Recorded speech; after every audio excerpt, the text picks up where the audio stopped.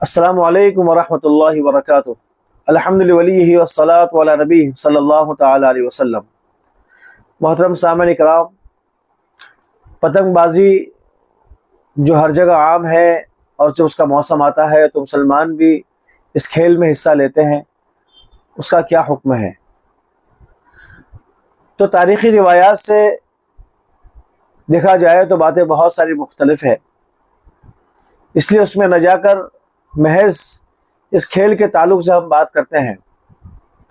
واضح رہے کہ شریعت کا ایک قانون ہے کہ ہر وہ کھیل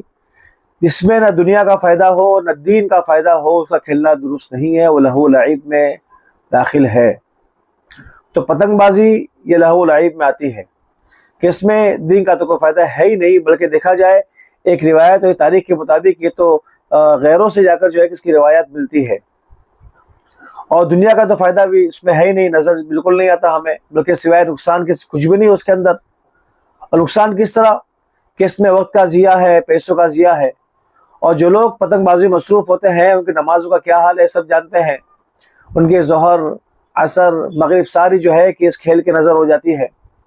مسلمان بھی اپنے چھتوں پر چڑھ جاتے ہیں اور بڑی پتنگ بازی کرتے ہیں اور پتنگ اڑاتے ہیں، اور پتنگ کا جو مانجا اور جو رسی اور جو دھاگا ہوتا ہے یہ اتنا سخت اور اتنا جو ہے کہ تیز ہوتا ہے کہ جس کی وجہ سے پرندوں کی جانیں جاتی ہے، بلکہ ایسے بھی واقعات سامنے آئے ہیں کہ راہ چلنے والوں کی گردنیں کٹ گئی ہے، اسکوٹر پر چلنے والوں کی گردنیں کٹ گئی ہے، کہ وہ رسی جب کٹتی ہے، پتنگ کٹتی ہے تو کٹ کر بہت سارے اسکوٹر جو چلانے والے ہیں ان کی جا کے گردنوں میں لگی اور گردنیں کٹ گئی۔ اب تو جہاں پر زیادہ اس کا رواج ہوتا ہے، زیادہ یہ اڑائی جاتی ہے، تو وہاں احتیاطی طور پر اسکوٹر کے اوپر ایک چھت نما لگایا جاتا ہے تاکہ انسان جو ہے اس کی رسی سے گردن کٹنے سے محفوظ رہے۔ تو اتنا خطرناک کھیل ہے یہ کہ انسان کی جان بھی اس میں جاتی ہے، اور پرندوں کی جانیں تو بے شمار ضائع ہوتی ہے، وہ تو آپ جانتے ہی ہیں، سب دیکھتے بھی ہیں۔ بلکہ حکومت نے تو اب ایسے سخت دھاگوں پر اور رسیوں اور جو ہے کہ مانجوں پر پابندی لگائی ہے تاکہ کسی کی جان کا نقصان نہ ہو۔ اس کے علاوہ یہ پتنگ اڑانے میں انسان اتنا منہمک ہوتا ہے کہ پتنگ کاٹنے کے لیے جب آگے پیچھے انسان ہوتا ہے تو پیچھے اس قدر جاتا ہے پتنگ کو اوپر اڑانے کے لیے کہ بعض مرتبہ چھت سے نیچے آ جاتا ہے، اور ایسے واقعات ہوئے ہیں۔ اور جب پتنگ لوٹنے جاتے ہیں تو بے شمار ایکسیڈنٹ بھی ہوتے ہیں۔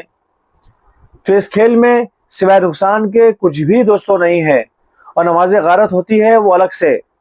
لہٰذا کسی مسلمان کے لیے اس کھیل میں حصہ ڈالنا درست نہیں ہے۔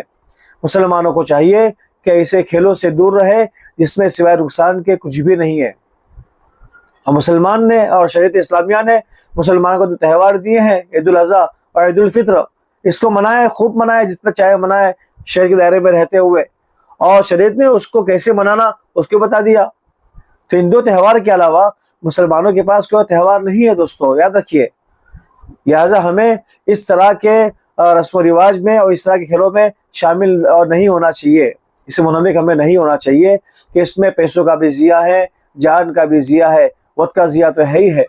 لہٰذا مسلمانوں سے میری درخواست ہے کہ جب بھی اس کا موسم آئے تو اس سے دور رہے، اور ایسے وقت کو اپنے کاموں میں لگائے، دین کے کاموں میں لگائے، یا دنیا کے کسی کام میں لگائے کہ اس کو دنیا کا فائدہ ہو یا دین کا فائدہ ہو۔ السلام علیکم ورحمۃ اللہ وبرکاتہ۔